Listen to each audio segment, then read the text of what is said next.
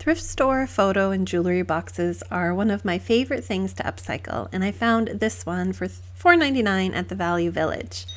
Hi there, I'm Jane from Sustain My Craft Habit, and let's give this dark brown box a bright and beautiful makeover with some decoupage and paint. Sometimes the hardest piece of a makeover is getting these stinking labels off of there, so I just use the help of my heat tool and scrape and then wipe off that adhesive so that we have a nice surface to work with. If you can remove the hardware, that makes this part so much simpler and it looks much better at the end. Sometimes it's hard to get the hardware off, but I just used a little screwdriver and took out the clasps. And then I pried out a bunch of the other hardware with my little spatula. I like to have a little spray bottle with water and a paper towel on hand just to wipe off any of the dust and grime that accumulate on these pieces. So once all that hardware was off, it was time to start painting. I used my trusty white chalky paint. This is Decor chalky finish paint in the color Everlasting, which is really just a nice bright white. And a chalk paint is perfect for doing a base coat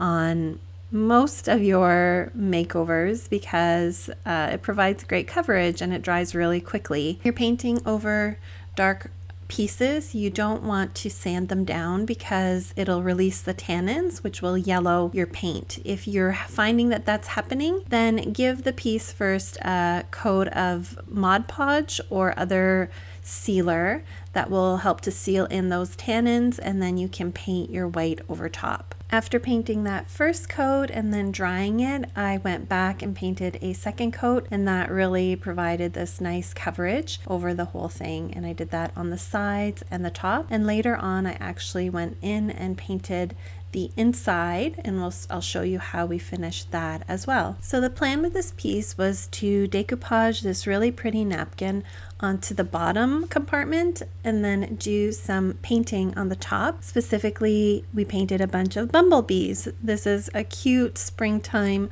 motif and is great for any bedroom or a kid's room or nursery. I started by separating the plies of the napkin and then painting a coat of my decoupage glue all the way around. We're going to use the iron-on technique for this project. So once I dried that decoupage glue, I placed my napkin right on top of the dried surface and smoothed it out a bit. Then I was able to trim some of the excess napkin with my scissors before putting on a piece of parchment paper and then using my little iron, this is the Easy Press Mini, to iron that napkin right into the glue that I had placed on there before. And this works so well to get a really lovely smooth finish. We have all sorts of decoupaging projects at sustainmycrafthabit.com that use this technique. I'll be sure to link a few below. It works even on a plastic surface. I've done this on glass, on wood. So really, there's so many ways you can use it. It's one of my favorite decoupage tricks in the craft room. So then I continued this process to decoupage all the way around.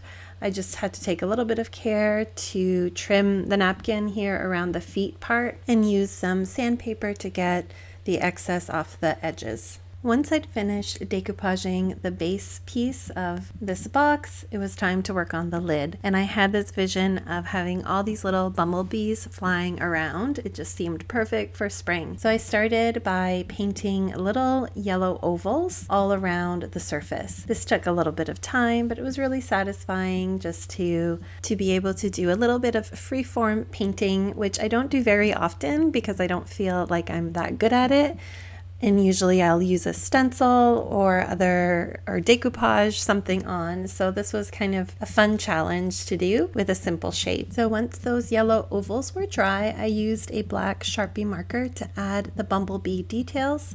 I started with a round head and then drew on the wings and then the lines across the body and finally the little antennas. I pretty quickly decided that the black Sharpie lines were a little bit too thin, so I swapped it out for a fine paintbrush with some black acrylic paint, and I really like how this looked. It just added that extra pop that it needed instead of the Sharpie marker. While the brassy finish of the hardware was okay. I thought it could look better if we painted it this darker pewter metallic color. So I used that for the legs and the latch and the hinge and even the handles at the side, and it just made it look a little bit fresher. Okay, now it was time to finish off the inside. I actually went back and painted a couple coats of the white chalky paint on the inside of the base portion and the lid. And for the base, I simply cut out a piece of felt, pink felt fabric to match the napkin, and placed that down in the bottom. I didn't glue it in place, but you could easily put a little bit of Mod Podge down there. And then I also ironed in with some decoupage glue the same napkin that I had put on the outside, and it just added a really cute pattern. Like, it's almost like a little surprise when you open the lid of the box, but it was a little tricky. I always struggle with decoupaging in kind of a side surface because it's harder to trim it, but I did go around a combination of my utility knife as well as a straight blade, and I was able to kind of get in there and around to trim that off. I simply used the iron, and also it was a little bit harder to get into the surfaces because it was pretty tight, but it worked and it turned out really, really great in the end. After everything was dry, I did apply a coat of Duraclear varnish to seal everything in and protect it from staining or scratching, and then finally added the hardware back on. And I love how this piece turned out. It's so cute, makes a lovely gift. You can use it to hold sweet trinkets or jewelry, photos. It's just a fun little makeover for spring. Thanks for watching. Bye!